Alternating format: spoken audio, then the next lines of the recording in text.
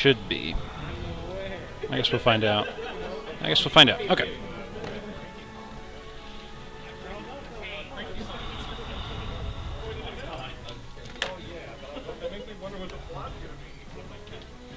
Alrighty. I guess I do need a third one, don't I? Duplicate.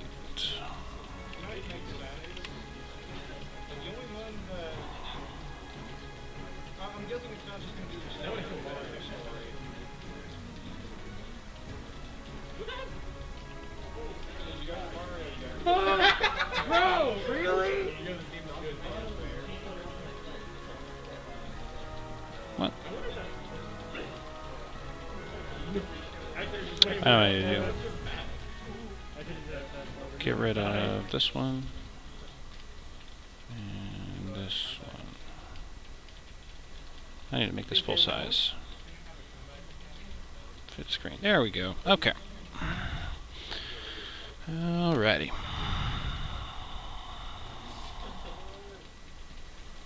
Okay, so a question for the crowd. Can everybody hear me okay? Great. Okay, so we're actually live. I'm streaming.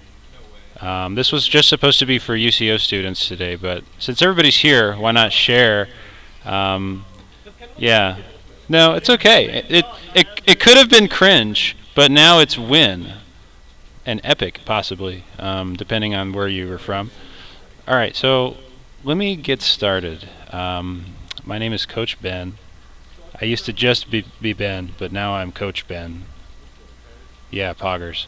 And today I'm going to be talking about this right here, the big thing on my screen. So I'm actually going to teach stuff today. You're going to learn things, which is awesome. Go learning. So feel free to tune in if you'd like to. So I'm going to talk to you today about the after action review.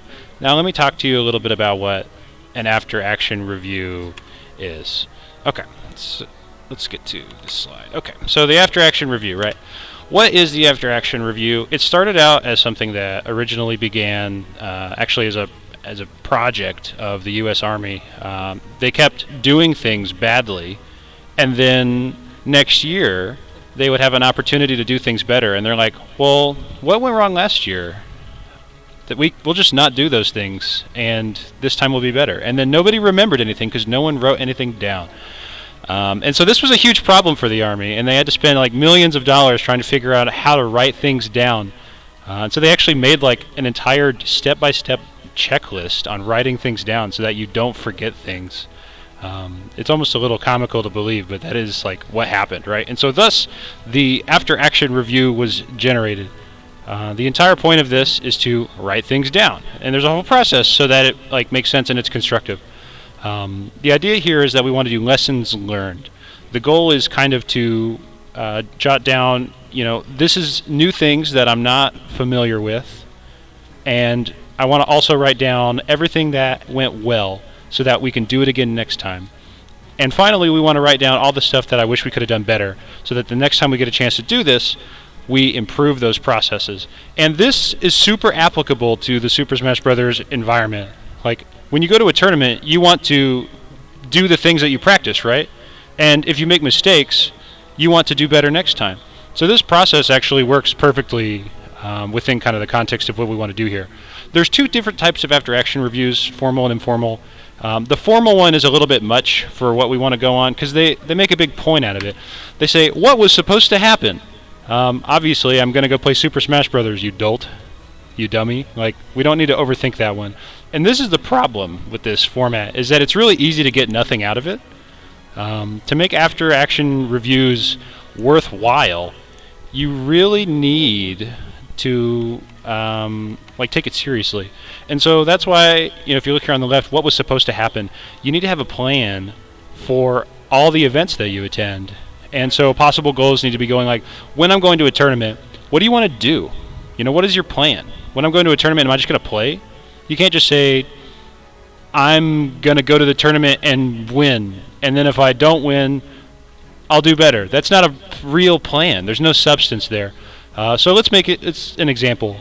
Let's say that you're going to this tournament and you're playing Rob, the robot. And one of your goals for this tournament is, when I go to this tournament, I've been practicing my gyro confirms. And even if I win or lose, the event, I want to hit some people with my gyro confirms and actually practice all that stuff. So this is what the first part of this AAR is supposed to address. When you see the part that says, what was supposed to happen? It's like the list of stuff that you actually want to be doing.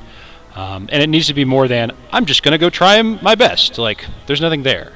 There's nothing there. So, like, I'm going to go try my new warm-up I've been working on. I'm going to try and meet my placing. If I get a chance to play the Scary Joker player in my town, I'm going to save those VODs, so that I can keep track of them for next time. The second step of an AAR, or the after-action review, is what actually happened. This part is a little bit different. So you want to find out what's actually different between what did I want to get out of this tournament and what did I actually get out of this tournament.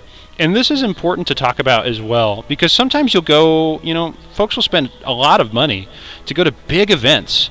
Like, there's one upcoming, right, in Low Tide City. I guarantee you that there's some people in this room that would like to go or attend that event.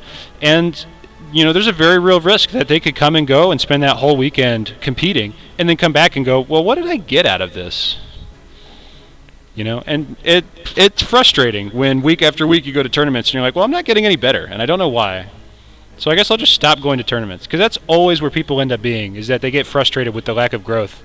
And so, like, if that's you need to be paying attention to this exact thing, because this is how you get better and how you get something out of tournaments, even if you're not the best player and even if you're still learning. So let's talk about this part here on the right. Learned, sustained, and improved. This is how the AAR works. It's really simple. You talk about what you learned, things that are new that you did not know. You talk about the sustains. You talk about the things that you did well. This is you patting yourself on the back like, hey, I did this thing good. I was a rusty bag of sorts tonight, and I played awful. But, in that one game, I did this thing, and that I shined brilliantly like a diamond. And that's what you want to put that on paper, because what you don't want to do is you don't want to go to a tournament next week, and then that thing that you did great, you don't do it because you forgot. You're so busy like, oh, I got to work on my neutral, that the next time you get a jab, you miss your back air because you weren't practicing and you didn't sustain that good thing. And then that's kind of what the last part is here, improved. What do you need to get better at? And this one also is really easy to fall into, like, the trap of, like, meaninglessness. It's really easy to get nothing out of this activity. You have to take it seriously. And so when you do improves, they need to, like, be a genuine attempt at constructive criticism. You can't just say, oh, I was bad, I'll just space better. If I got better at the game every time I said, I'll just space better next time, I would be so good at this game. But I'm not, even though I said that all the time, because it doesn't actually make you any better. You know what will make you better? Hey, I need to probably not hit Fox's shield when I'm at over 100%, because I might die. I need to figure out how to play neutral without hitting his shield at those high percents. Or I bungled 3 out of 4 edge guards against a me gunner, even though that character's supposed to be bad. Like, what am I doing with my life? And so, like, those are kind of things that you can reflect on later and go, I could practice that. And it helps you kind of put it in your mind, like, oh yeah, this is important. Like, I need to pay attention to this and improve. Okay, so let's move on, right, to a little bit of the meat and potatoes. Learning. I didn't know the matchup. Right, this is opportunities for growth that are not positive or negative.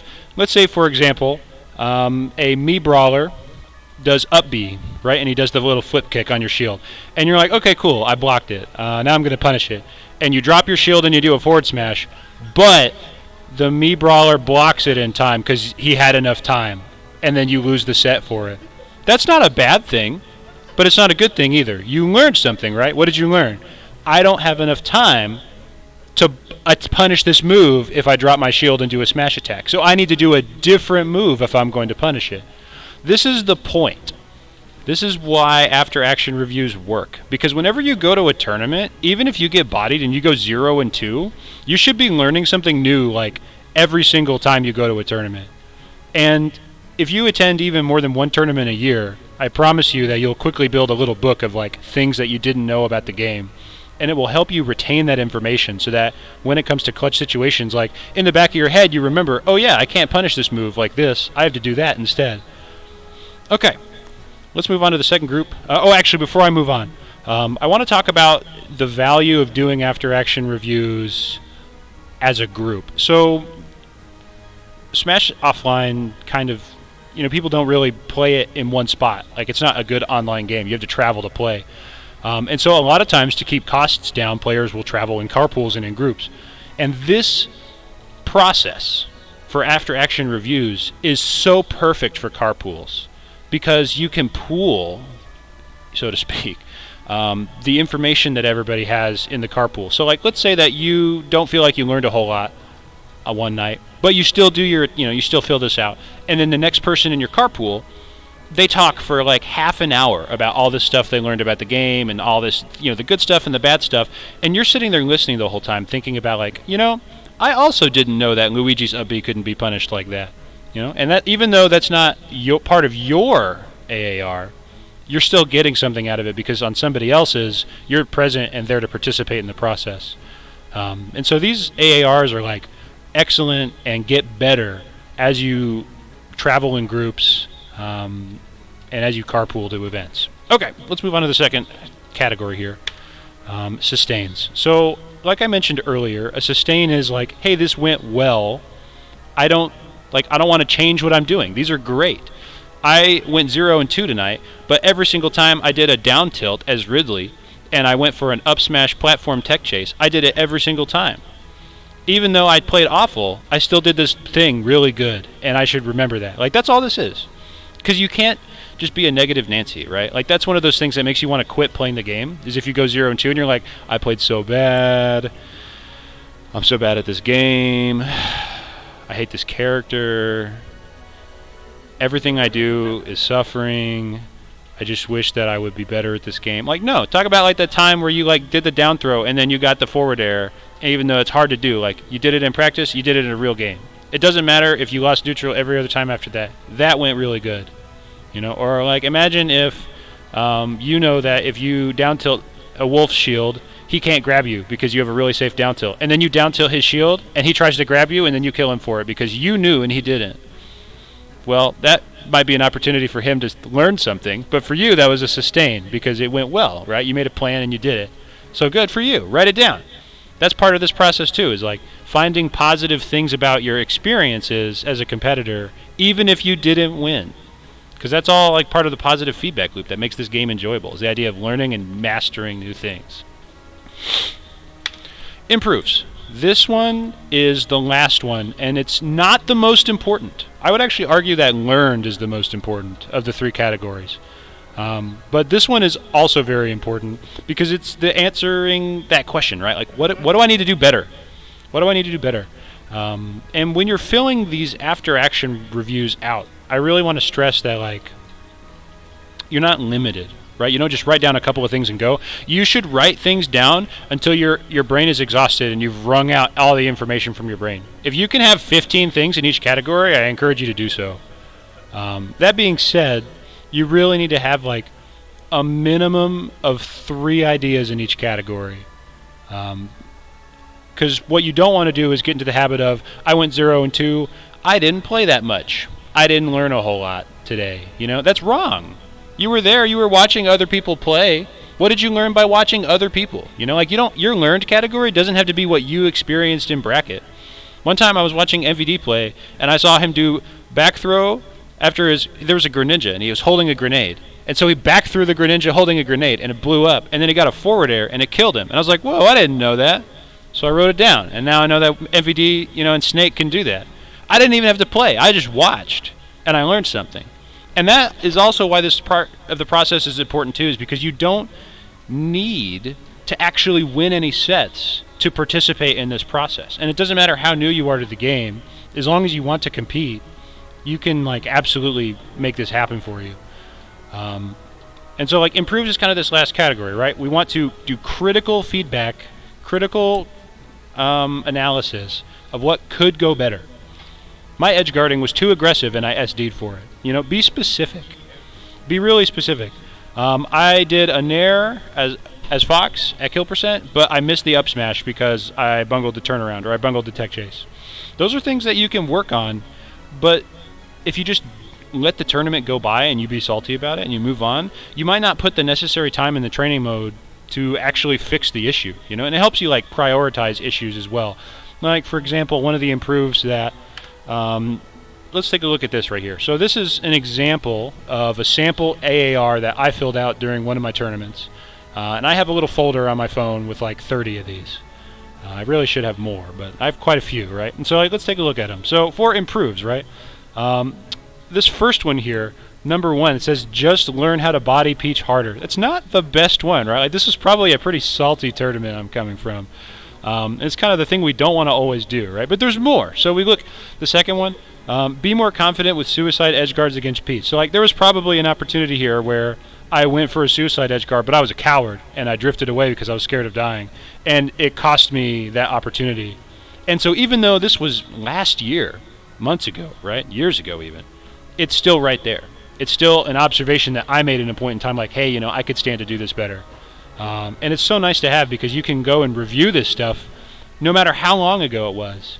And so like, what if you do an after action review and you play the scary Joker player that's PR and you don't like losing to them, and then like 6 months later you finally get another set with them and you're like, oh my god, what happened last time I played them? Well, just go read your after action review and be like, hey, you know, like the last time I played this guy, this, and this were huge problems, right? And so all that stuff is now fresh in the front of your mind, and this premeditated information gathering is benefiting you when you're back in the saddle for competition. Another one that's below that, right? Number 3. At the same time, don't go for set options when Peach still had options. That one's pretty self-explanatory. Like, don't commit so hard if your opponent still has buttons left. That's never a bad reminder to give yourself, like, you know, I should slow down and be more patient until my opponent is out of options. Because, you know, if you go 3 or 4 months without a bad experience like that, you might feel inclined to do so. And then you read this and it's like, oh yeah, maybe I shouldn't do that. You know, this is wisdom from the past, helping you from making boneheaded decisions that drop sets. Okay, so on the right here, there's some blurbs, right? Like I said, a minimum of 3 statements in each category. Even if it's banal, even if it's boring. Hey, I did my Roy Jers good today. Every time I got a Joker down air, I got the back air perfectly every time. I did, you know, the Luigi kill throw, and I didn't make any mistakes today. Like, put all that stuff in there, you know, because you're not always going to have a good day, and it's always nice to remind yourself, like, you know, I did do good today. I did do good today. I bodied somebody in their own little way, you know, like they got the set, but I got the clip. And one more piece of advice: if you'll notice this note here that I have on this smartphone super, you know, imposition is that it's like organized, right? Things are separated with formatting and numbers to help you kind of keep all this stuff organized. Remember that when you write an AAR, you are the primary audience. Like, this is for you. This is a little time capsule that you're giving for future you when you go to compete, so that this stuff is fresh in your brain. And you want to make it readable, because if you don't make it readable, you're not going to want to read it. And the point, it's like, it's not worth it. It's not worth it at all. I think I'm out of slides. Yes, I'm out of slides. This wasn't that long, actually. It was only like 20 minutes. That's not bad. Okay. I think I'm done. Yay. We did it, everybody. Yeah. Thanks for participating. Yay. Put me in, coach. Yes. Okay. I think I'm actually going to be done streaming, since this is all I wanted to be talking about. But why was the regrab timer still there? But why was the regrab timer still there? Okay. Thanks.